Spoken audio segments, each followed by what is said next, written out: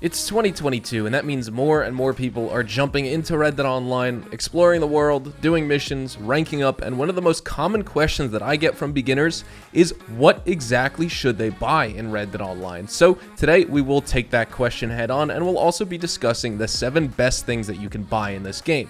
There's not a vast array of land, air, and sea vehicles or businesses or anything like GTA Online has, but there is enough to have a lot of fun, and hopefully this video proves to be informative and helpful to both new and beginner players, as well as some players who aren't necessarily new but are looking for some ways to spend some money and gold that they've been earning during their time playing. The start of this year is as good a time as any to update my best purchases guide and also add some new things to the list, so let's get started, shall we? If you enjoy this video at any point, or if you just find it helpful, let me know by dropping a like on it, and if you want to stay up to date and in the loop with everything Red Dead Redemption 2 and Red Dead Online, consider hitting that subscribe button with your bell notifications turned on.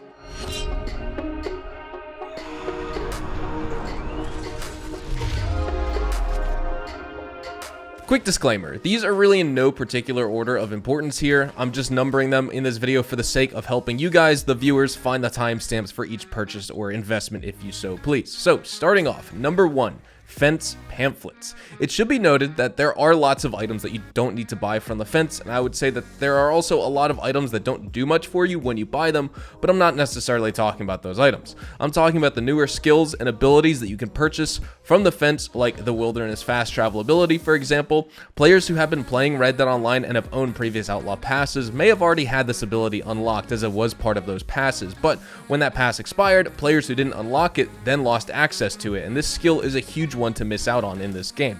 But with the Blood Money update, Rockstar added the ability for players to go back and purchase some, but not all, of the previous Outlaw Pass contents, like some outfits of Arthur Morgan, John Marston, Javier Escuela, and Bill Williamson, just to name a few, at Madame Azar for example, but they also brought back this skill at the fence, and you can read and learn its ability from there. It's a super important tool for you if you want to get around the map quickly, either while you're grinding money and gold, or you're just playing and don't want to travel with your horse on foot all the way across the map and waste all that time of yours. Fast traveling back to camp as well is only $1 with this ability, so this ability is a huge plus overall. Just make sure you already own the wilderness camp as part of the naturalist role. Now that may be my favorite skill that you can purchase at the fence, but I would also highly recommend that you check out the ammo pouch upgrades for repeaters, rifles, shotguns, pistols, revolvers, and arrows, plus certain higher level special pamphlets like the dynamite arrow pamphlet, and pamphlets for crafting express explosive ammo, incendiary shotgun shells, explosive slugs, special horse medicine, horse meal, and toxic moonshine pamphlets as well. And if you are interested in learning more about the best pamphlets in Red Dead Online that you could buy, I'll include a link to that video that I have in the description below. Number 2, a set of powerful and effective weapons. Well, eventually you're going to want to collect all weapons in Red Dead Online because, well, why not? There are some top picks that I think greatly outperform others when it comes to DPS, overall damage, accuracy, fire rate, and more. In the repeater class, it's hands down the Lancaster repeater. It's my personal favorite, and it deals 42.55 damage, and it has the greatest accuracy of any gun in the repeater class. Next is the bolt action rifle. The bolt action deals 58.55 damage and has a faster rate of fire than the Springfield rifle, for example. The better DPS means faster and more consistent kills, along with the same great accuracy as its counterpart, makes it the objectively better standard rifle to be using while fighting enemies, and same when it comes to the Carcano rifle, another recommendation of mine. This sniper rifle deals 101.1 damage and has a much faster fire rate than the rolling block. The fire rate alone makes it much more useful in PvE due to facing groups of enemies, and the DPS it offers makes it superior against tank builds and any player using a health tonic, which is the vast majority of players in this game. I have many more recommendations like the Navy revolver, Lamat revolver, volcanic pistol,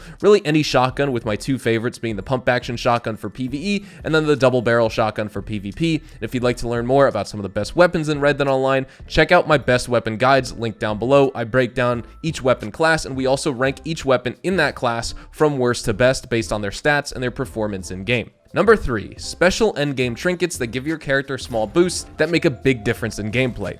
You find these available wherever Gus the Trapper is located in the game and across the map, and they are quite expensive, I should note that, but this is definitely endgame content overall for Red Dead Online players. The boosts that these trinkets give are minimal, but when you put in hundreds or thousands of hours into this game, and all that's pretty much left to buy is clothing and every single colorway of clothing items, you might as well buy these trinkets and take advantage of the benefits, albeit small ones, that these trinkets have. Also, I have a trinkets ranked worst to best video if you are wondering which ones are more important in general or specifically to you. Number 4, a stable filled with fast, strong, and brave horses. Once you progress through Red Dead Online and continue to rank up, the difference in a horse's speed isn't necessarily all that important because the difference between the fastest and the slowest horses in the game is less than a 10% difference in top speed. However, when it comes to things like price and stats like their health and stamina rings, then you definitely should closely pay attention to which horse you're thinking of purchasing.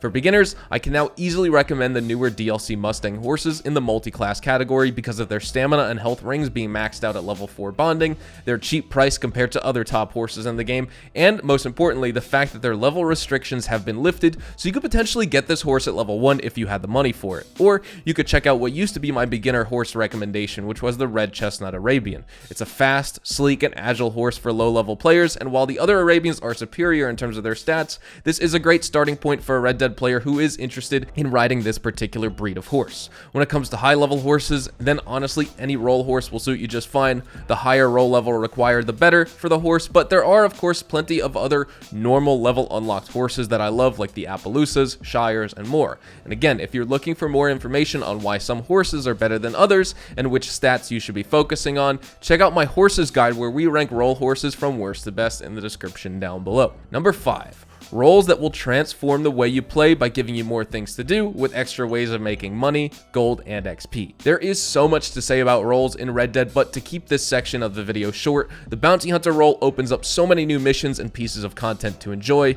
You can capture normal bounties, infamous bounties, or legendary bounties for insane amounts of gold and money. The Trader role allows you to start producing goods to sell to NPCs at your camp, and you can deliver these goods for a huge payout. It's the perfect role for players who love to hunt in Red Dead. The Collector role allows you to search for and discover incredibly rare and expensive treasures. Despite its recent nerfs that Rockstar made to this role, it's still the best when it comes to money-making potential in the shortest amount of time in Red Dead Online. And then you also have roles like the Moonshiner, which is a great majority passive business where you start a production and then sell that batch of goods later. Just like the Trader role, it's very similar to a GTA Online business. And then finally, we have the Naturalist, a role that's not super lucrative on its own, but it's very good when you combine it with the Trader, as you can hunt legendary animals, which are worth a ton of materials when donating them to your butcher's table at camp.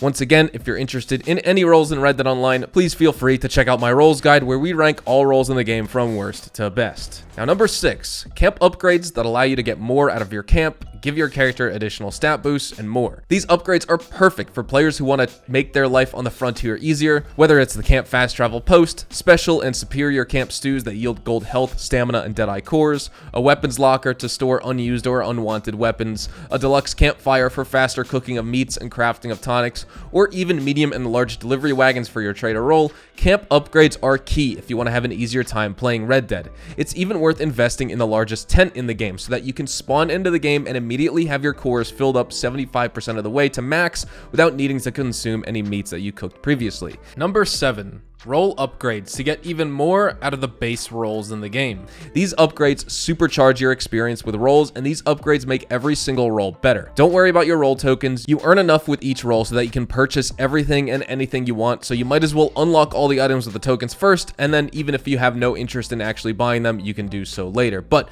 when it comes to these role upgrades, the horses, equipment like the reinforced lasso, tools like the shovel, the metal detector, bounty wagon, wilderness camp, advanced camera, hunting wagon, Moonshine still upgrades, and more. All of these are good and amazing investments to make in Red Dead Online, and if you combine these with the need or even just mere possibility of acquiring everything else that we've talked about, this should be a lovely list of things to do this year in Red Dead Online if you're just starting out playing the game. And as you can see from the speed of this clip, I had to speed it up almost 1000% just to make it fit in this section of the video and show off everything in its entirety, so you can see just how much there is in terms of role upgrades to chase in this game. And finally, number 8. Ability cards that give your character additional skills, talents, and buffs to help you take more damage without dying, reheal faster, become a better horseback rider, and more. There are also so many good ability cards to use, but my favorite loadout is Paint It Black for my Deadeye card for easy headshots because Paint It Black eliminates Bloom. Then, for my first passive card, I use Eye for an Eye so I can get a bit of Deadeye back every headshot I get. Strange Medicine for chunks of health back every time I hit my shots and do damage to an enemy as my second passive card. And then finally, for my third passive ability card, also in the green category, we have Cold-Blooded that allows me to re-heal for a few seconds after I get a kill on an enemy. This ability card loadout allows me to become less reliant on tonics, and my cards can do the work for me. There's many other great ability card setups out there, and if you want more tips and tricks on the best ability cards in the game, feel free to check out all my ability card loadout videos that I have here on my channel. But I think with all that said, that's all we have time for today. Thank you so much for watching. This was my list of the 7 best purchases, investments, and things you can buy in Red Dead Online. And when you break down each one, I think you get a ton of subcategory items within each that will allow you to get even more out of your Red Dead Online gameplay, whether it's because of additional tools at your disposal, extra skills, helpful abilities, powerful weapons, fast horses, or more endgame upgrades once you've acquired all the basics that are a part of this online experience. Hopefully you all enjoyed the video today, and if you did, hopefully I earned your like on it. And of course, if you are new to my channel and you want to stay up to date with all the best Red Dead Online and Rockstar Games content, consider hitting that subscribe button so you don't miss out on a single thing we post here on the channel. We consistently talk about updates, news, information, tips, tricks, and even leaks, and we'll keep you guys updated here on the channel daily, so make sure you hit that subscribe button. If you want to follow me over on Twitch, Twitter, and Instagram, those are the best places to get connected with me outside of YouTube. You're more than welcome to ask me any questions on those platforms, and you can feel free to follow me at HazardousHDTV, and all of my social media links can be found in the description down below. With that being said, thank you all so much for watching, everyone. Hopefully you all have a fantastic day, and I will see you guys in the next Red Dead Online video. Adios, amigos.